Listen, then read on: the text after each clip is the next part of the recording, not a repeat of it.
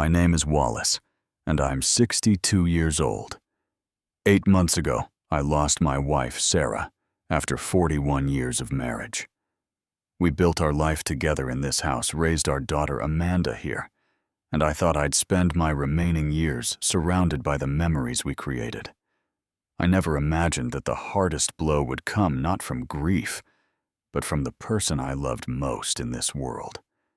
I didn't expect the last words my daughter would say to me would be so bitter, so cold, that they'd shatter everything I believed about family.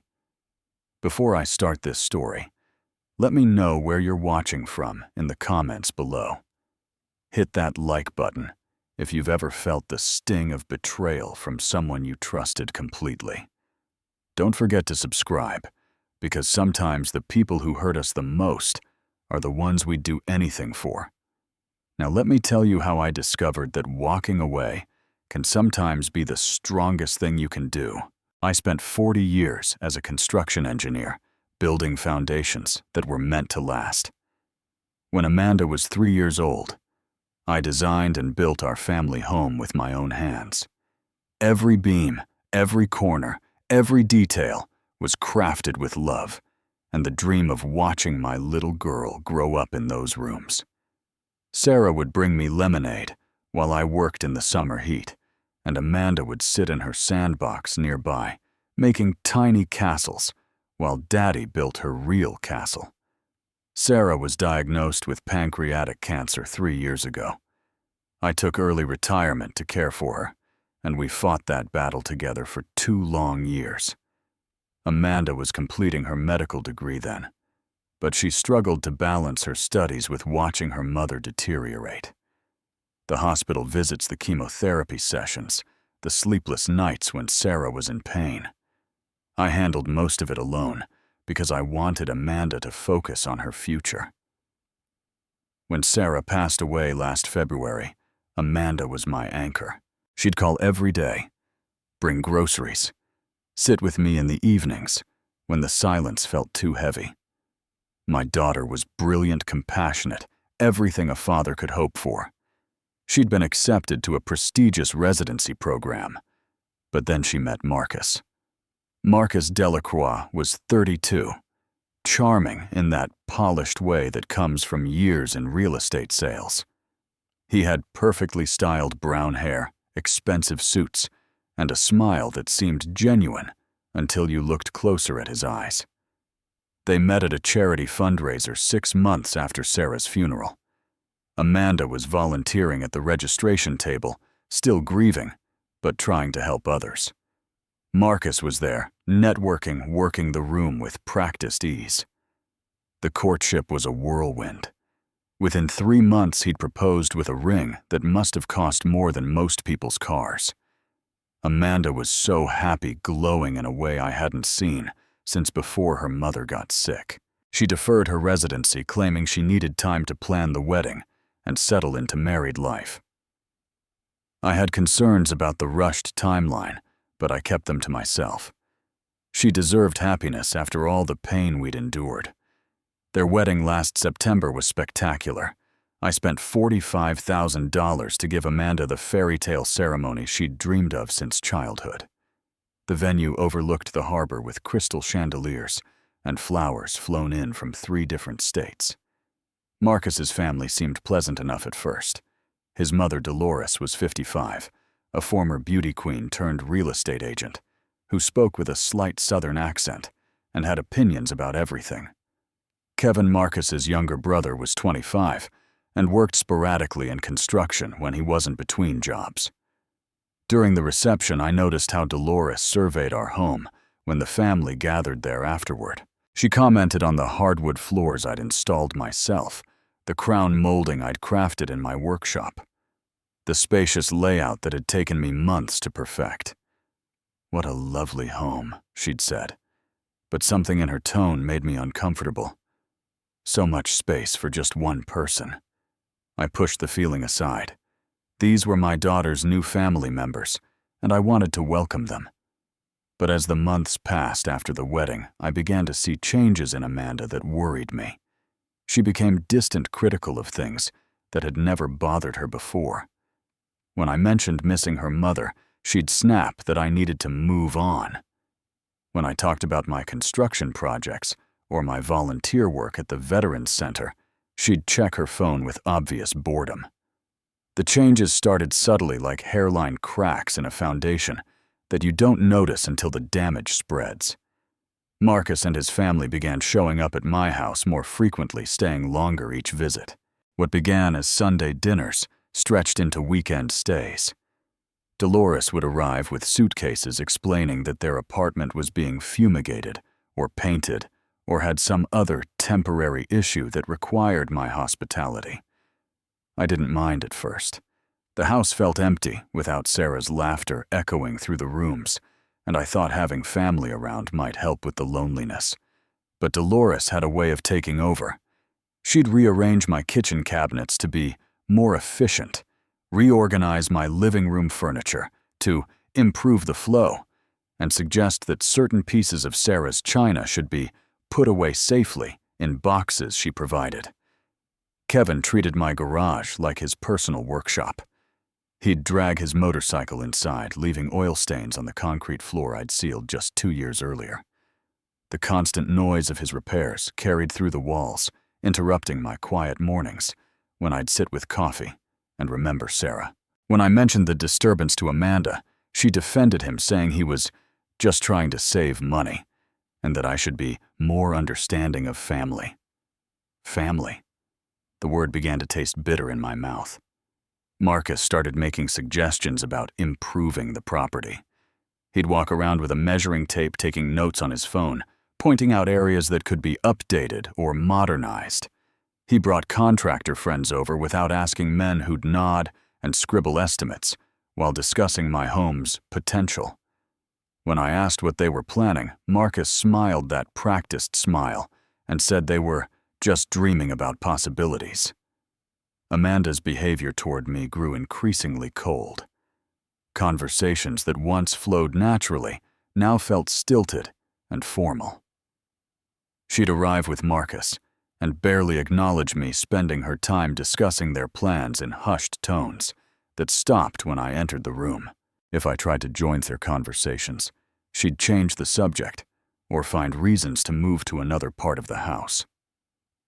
One evening I discovered Marcus on his laptop in my study, browsing real estate websites. The screen showed property listings in our neighborhood, recent sales data, and market trend reports. When he noticed me watching, he quickly closed the browser and claimed he was just curious about the local market. But I'd seen enough to know he'd been researching the value of my home extensively. Dolores became bolder in her commentary about my living situation. During dinner conversations, she'd mention articles she'd read about seniors living alone, the dangers of maintaining large properties at our age, and the benefits of downsizing. A man your age shouldn't be rattling around in all this space, she'd say with false concern. There are lovely senior communities with activities and medical care right on site.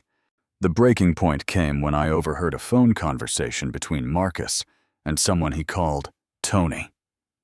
From my position in the kitchen, I could hear Marcus discussing timeline expectations and conversion possibilities. He mentioned square footage property taxes and something about convincing the old man that moving would be in his best interest. That night, I confronted Amanda privately. I asked if there was something she needed to tell me about her plans for my house. Her response chilled me more than the winter wind rattling the windows.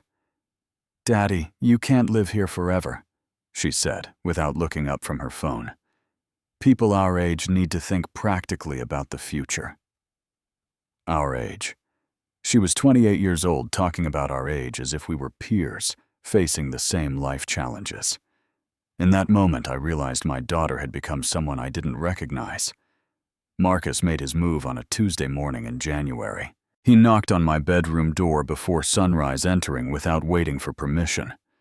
I was barely awake when he launched into what was clearly a rehearsed speech about family financial planning and shared household responsibilities. He wanted to formalize the living arrangement with a written agreement that would have me contributing $1,500 monthly toward utilities, property taxes, and maintenance costs. The absurdity hit me like cold water. He wanted me to pay rent to live in the house I'd built, with my own hands on the land I'd owned for 35 years. When I pointed out that I'd been paying all those expenses alone since 1988, Marcus shifted tactics, talking about fair contribution, since his family was helping with upkeep and companionship. That afternoon, I returned from grocery shopping to find Dolores directing Kevin as he moved furniture from the guest room into my master bedroom. My bedroom. Sarah's bedroom. When I demanded an explanation, Dolores smiled sweetly and explained that they'd decided the master suite would be better utilized by Marcus and Amanda, since they were the young family who needed the space. My clothes were already boxed and sitting in the hallway. 40 years of shared memories. Sarah's jewelry box, the photographs of our travels. Everything was being relocated to accommodate the new hierarchy in my own home. Amanda stood in the doorway watching this violation with no expression at all, as if she were observing strangers rearranging furniture in a hotel lobby. "Amanda," I said, my voice breaking despite my efforts to stay calm. "What is this? What's happening here?" "We're making better use of the space, Daddy," she replied in that same flat tone. "Marcus and I need room for our things. You'll be comfortable in the guest room." The guest room, a 10 by 12 space with one small window and a bathroom I'd have to share with Kevin, in the house I'd designed and built for my family's comfort and privacy. I felt something inside me crack, not just break, but shatter completely. That evening, I called my attorney, Tom Richardson, a man I'd known for 30 years through church and community activities. Tom had handled Sarah's estate planning and knew our family situation well. When I described what was happening, the silence on his end stretched so long I thought the call had dropped. "Wallace," he finally said, his voice heavy with concern, "I need to tell you something about your son-in-law. Can you come to my office tomorrow?" What Tom revealed the next day explained everything. Marcus Delacroix had a history longer than my driveway and twice as crooked. 3 previous fraud convictions, 2 bankruptcy filings, and outstanding warrants in 2 states for real estate scams, targeting elderly homeowners. He'd changed his name twice, moving from state to state, always targeting families with property and limited family support. "He's done this before, Wallace," Tom explained, showing me printed records of court proceedings. In each case, he married into families with valuable real estate, convinced the adult children that elderly parents needed care or assistance, then systematically took control of properties through manipulation and legal maneuvering. The pattern is always the same. I stared at the documents, seeing my own situation reflected in case after case. The swift courtship, the expensive wedding funded by the family, the gradual introduction of his relatives, the suggestions about living arrangements, the psychological pressure applied through the adult children who'd been convinced they were helping their aging parents. "What happens next?" I asked. Though part of me already knew. "If you don't act soon, he'll find a way to get your name on documents that transfer property rights. He'll claim you're mentally incompetent or that you've agreed to the arrangements. Amanda will support his version of events because she believes she's protecting you. By the time you realize what's happened, reversing the damage becomes nearly impossible." I left Tom's office with copies of everything, my mind reeling with the implications. My daughter, my precious Amanda, had become an unwitting accomplice in my own destruction. The man she'd married, the man I'd welcomed into our family and financially supported through their elaborate wedding, was a professional predator who'd targeted us from the beginning. That night, I sat in my workshop, surrounded by tools I'd collected over 4 decades of building things meant to last. I thought about Sarah about the conversations we'd had during her final weeks about trusting Amanda to carry on our values and protect what we'd built together. I realized that sometimes protecting what matters most means being willing to lose it entirely. Friday morning arrived gray and cold, with frost covering the windows I'd installed myself 20 years earlier. I woke early, as I had every day since Sarah's death, but this morning felt different. Final. I dressed carefully, choosing clothes that made me feel like myself rather than the confused old man everyone seemed to think I'd become. Amanda was waiting in the kitchen when I came downstairs. Not my Amanda, the girl who used to make pancakes with me on Saturday mornings, but this stranger wearing my daughter's face, who'd been living in my house for weeks, like a hostile occupant. Marcus stood beside her, his arm possessive across her shoulders, that practiced smile nowhere to be seen. "Daddy," Amanda began, her voice carrying an authority I'd never heard before. "We need to talk." The words that followed hit me like physical blows. My daughter, my only child. The person I'd loved more than my own life looked me directly in the eyes and said, "My husband's family will live here now. This is their home. You need to leave." The world tilted sideways. I gripped the kitchen counter. The same counter where I'd taught Amanda to crack eggs when she was 8 years old, where Sarah had rolled out Christmas cookies every December, where we'd celebrated Amanda's acceptance to medical school with champagne and tears of joy. "Where am I supposed to go?" I asked, hating how small my voice sounded. Amanda's response was delivered with surgical precision, designed to cut deep and leave scars. "Anywhere, even the dump. I don't care anymore." The words hung in the air like smoke from a fire that had consumed everything I thought I knew about my daughter's heart. Marcus's expression remained neutral, but I caught a flicker of satisfaction in his eyes. This was the moment he'd been working toward from the beginning, the final piece of his carefully constructed plan, falling into place. I looked at Amanda, searching for any trace of the compassionate woman who'd held my hand at her mother's funeral, who'd promised to take care of me when Sarah was gone. But the person standing in my kitchen was someone else entirely. Someone who could discard 40 years of love and sacrifice as easily as throwing out yesterday's newspaper. "I need to pack my things," I said quietly. "They're already packed," Marcus replied, gesturing toward the living room where cardboard boxes sat stacked like tombstones. "We thought it would be easier for everyone." Easier for everyone. My life's possessions reduced to boxes packed by strangers, my presence in my own home deemed an inconvenience to be eliminated. I wanted to fight, to scream, to demand explanations and apologies and justice.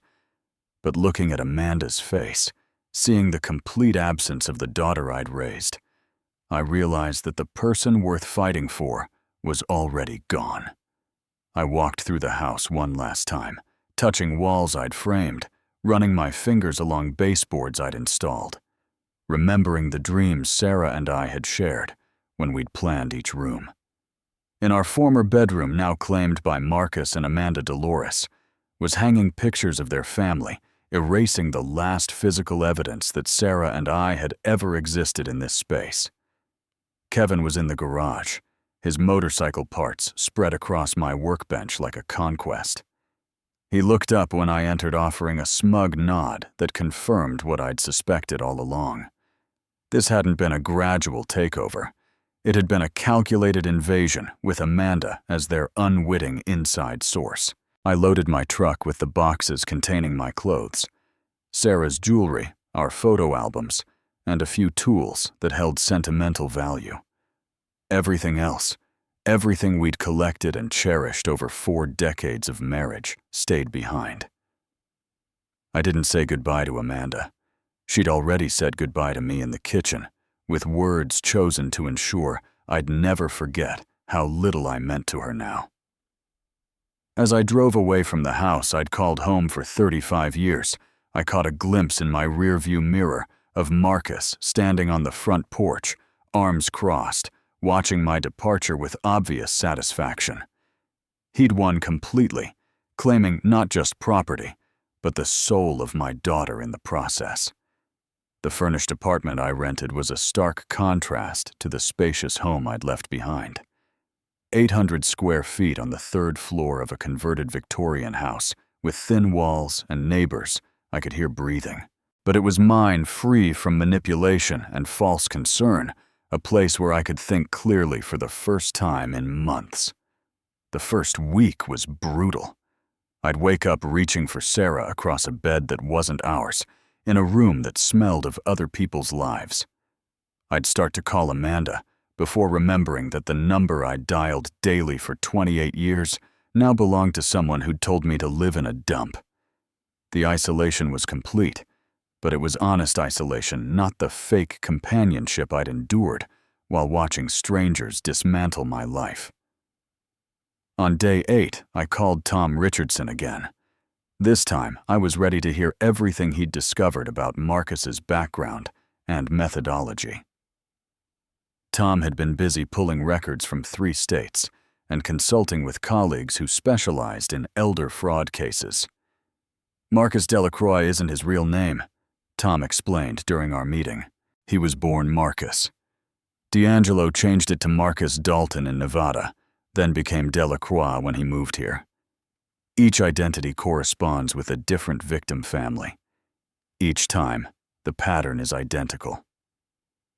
Tom spread photographs across his desk, showing houses in various states, all substantial properties in good neighborhoods.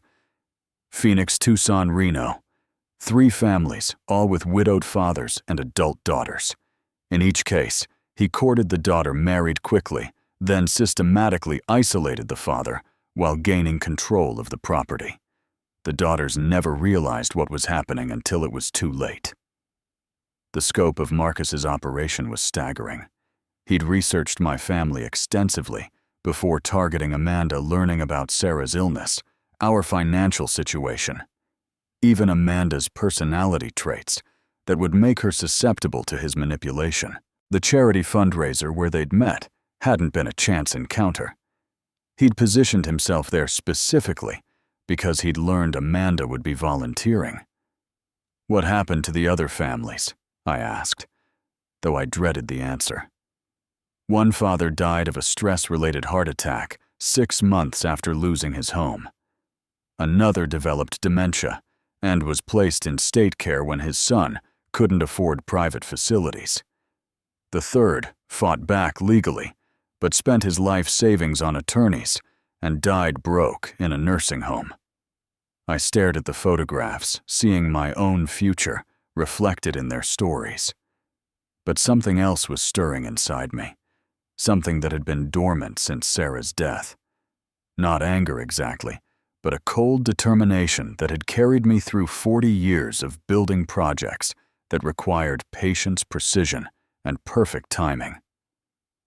Tom, I said quietly, I want you to document everything we know about Marcus's activities here. Every detail, every date, every financial transaction. But I don't want to take any legal action yet. Tom frowned. Wallace, the longer you wait, the harder it becomes to recover your property.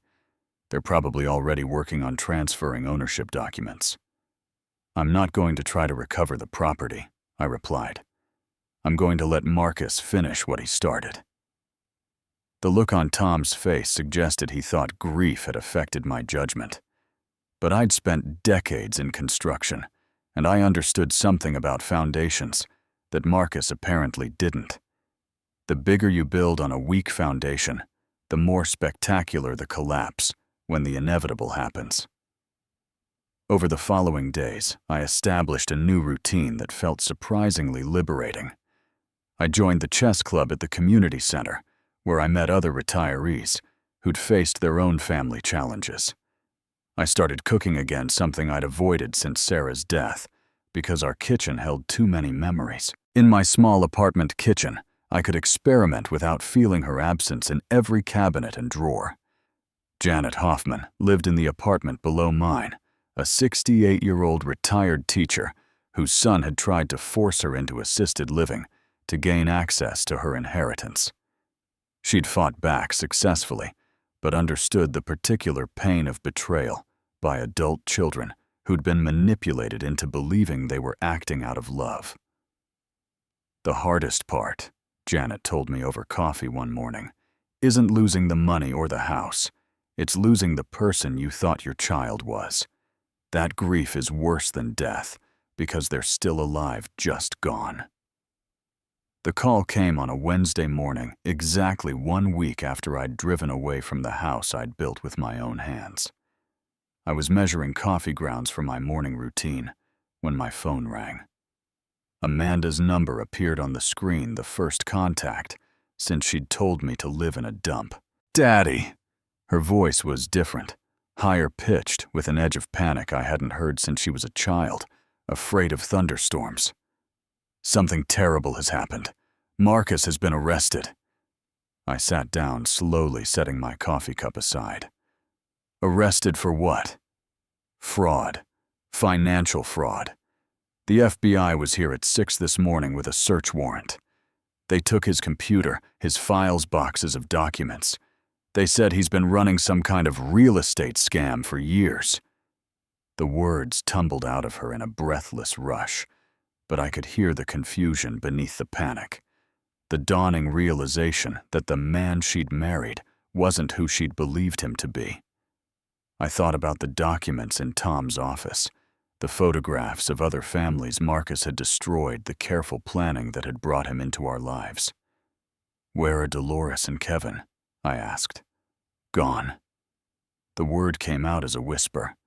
They packed and left in the middle of the night. No explanation, no forwarding address. It's like they never existed.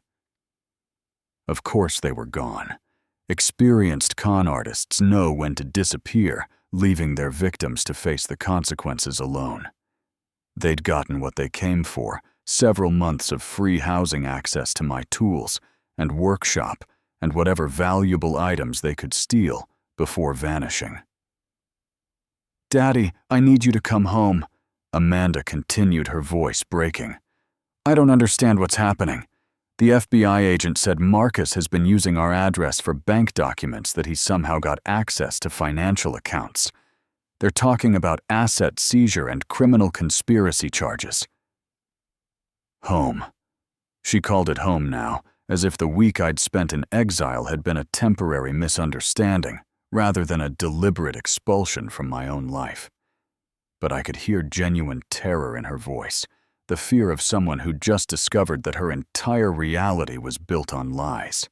"Amanda," I said gently, "I can't come home. You told me it wasn't my home anymore, remember?"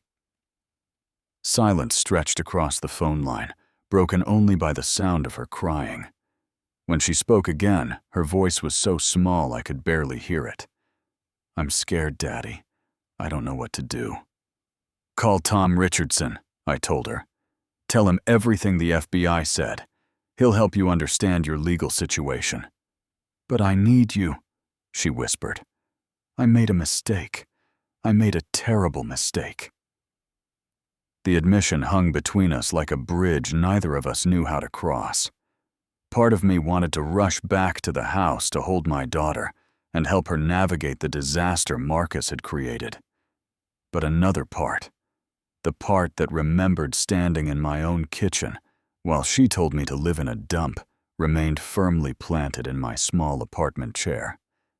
"The mistake wasn't just yours, Amanda," I said quietly. "But the consequences are something you'll have to face." After I hung up, I sat in my kitchen watching the morning light filter through windows that were mine to watch it through. I felt no satisfaction in Amanda's predicament, no sense of vindication at Marcus's arrest. But I also felt no compulsion to rescue her from the situation she'd chosen. That afternoon, Tom called with additional information. The FBI's investigation had uncovered a complex fraud scheme involving multiple properties and falsified documents.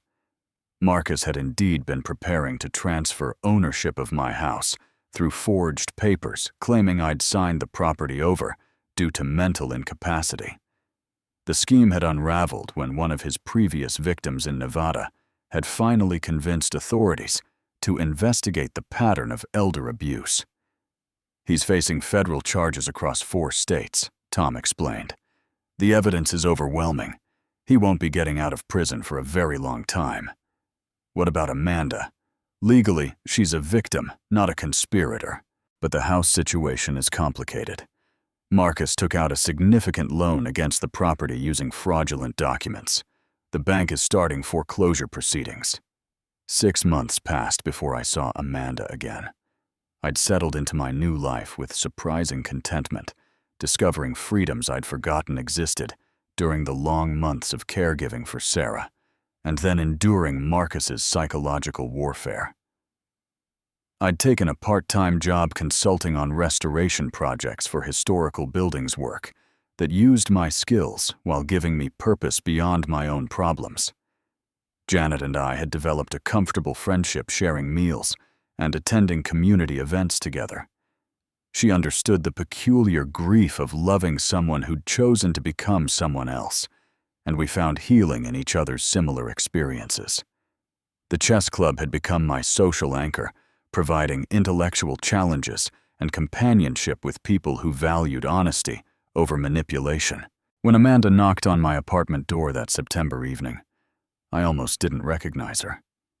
She'd lost weight, her face hollow in a way that spoke of more than physical hunger. Her clothes hung loose, and her eyes held a haunted quality I remembered from Sarah's final weeks. But this wasn't the gauntness of disease. This was the erosion that comes from discovering that everything you believed about your life was a lie. "May I come in?" she asked, her voice barely above a whisper. I stepped aside, gesturing toward my small living room, where 2 chairs faced each other across a simple coffee table.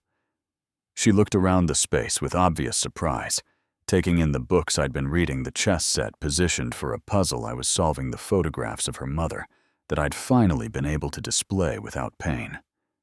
"You look good, Daddy," she said, and I could hear genuine surprise in her voice. "You look peaceful." "I am peaceful," I replied truthfully. "How are you, Amanda?" The question opened floodgates.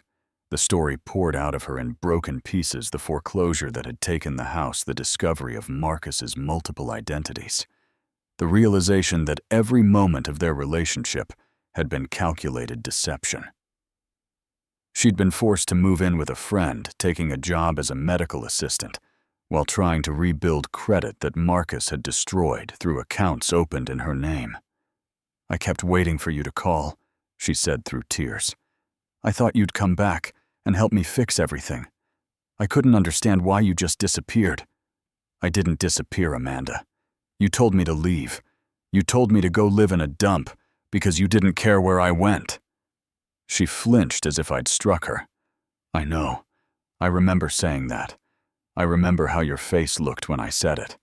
But I was so angry then, so confused. Marcus kept telling me that you were trying to control our marriage, that you were making me choose between him and you. He said you were manipulating me with guilt over Mom's death." The explanation didn't excuse what she'd done, but it helped me understand how Marcus had weaponized her grief and love against both of us. He'd isolated her emotionally, just as he'd isolated me physically, making her believe that choosing him meant rejecting everything that had come before. "I've been going to therapy," she continued, "trying to understand how I could have been so blind, so cruel to the person who loved me most. The therapist says that people like Marcus are experts at finding our vulnerabilities and using them against us. But knowing that doesn't make what I did any less wrong." We talked for 3 hours that night, both of us crying, both of us trying to bridge a gap that had seemed impossible to cross. Amanda apologized repeatedly, not just for the words she'd spoken, but for the months of emotional distance that had preceded them, for allowing Marcus to turn her against me when I was still raw from losing Sarah. "Can you forgive me?" she asked, as the evening grew late. I already have, I told her, and realized as I said it that it was true.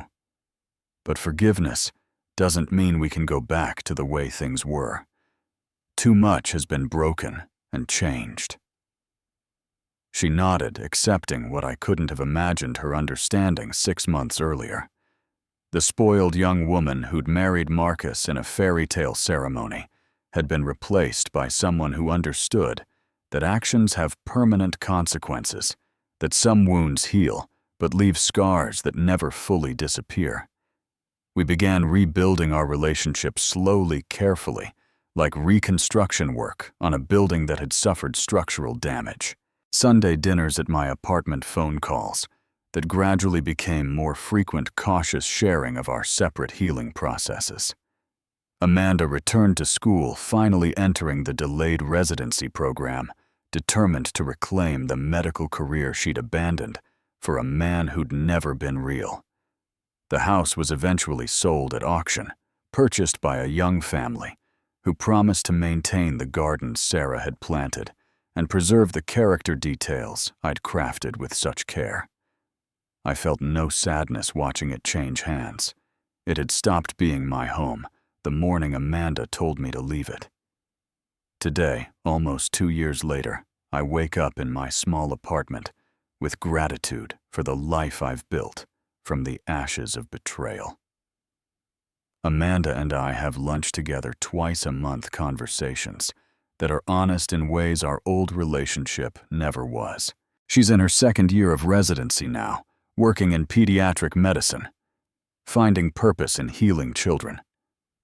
The way I once found purpose in building homes, meant to last. Marcus is serving 12 years in federal prison, his real name finally attached to his crimes in a way that will follow him forever. Dolores and Kevin were eventually arrested in Florida, running the same scam, on a different elderly widower. The pattern of predation has been broken, at least for the families they would have targeted next. I think often about the morning Amanda stood in my kitchen and told me I could live in a dump for all she cared. Those words changed everything, not because they were true, but because they forced me to choose between enabling my own destruction and walking away from someone I loved. Sometimes, the most loving thing you can do is refuse to participate in your own victimization.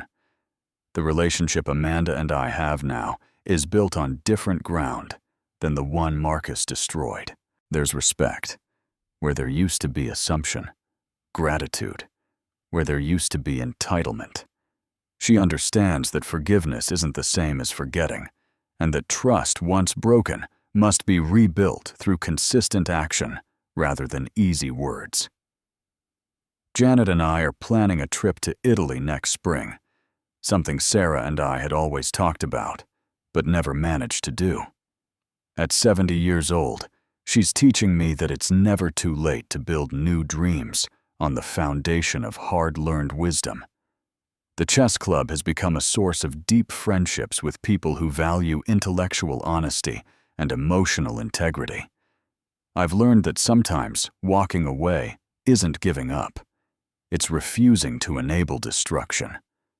Sometimes the strongest thing you can do is let someone you love face the consequences of their choices without rushing in to soften the blow. And sometimes, if you're very lucky, those consequences teach lessons that reconciliation and forgiveness never could. My daughter had to lose everything Marcus had convinced her she wanted before she could remember what she'd actually had.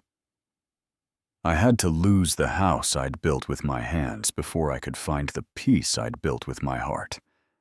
Sometimes the only way forward is through the complete destruction of everything you thought you couldn't live without. The question I want to leave you with tonight is this. When someone you love asks you to choose between your self-respect and their approval, which choice leads to the relationship that's actually worth saving? Have you ever had to walk away from someone you loved to save both of you from destruction? Share your story in the comments below, because sometimes the hardest decisions teach us the most about who we really are and what we actually deserve. If this story resonated with you, please hit that like button and share it with someone who might need to hear that walking away can be an act of love. Subscribe for more real stories about the courage it takes to rebuild your life when everything falls apart. And remember that sometimes the ending you didn't choose becomes the beginning you never imagined possible. Thank you for listening to my story, and may you find the strength to choose your own peace over anyone else's convenience. Sometimes the best gift you can give someone is the space to learn from their own mistakes, even when your heart is breaking as you watch them fall.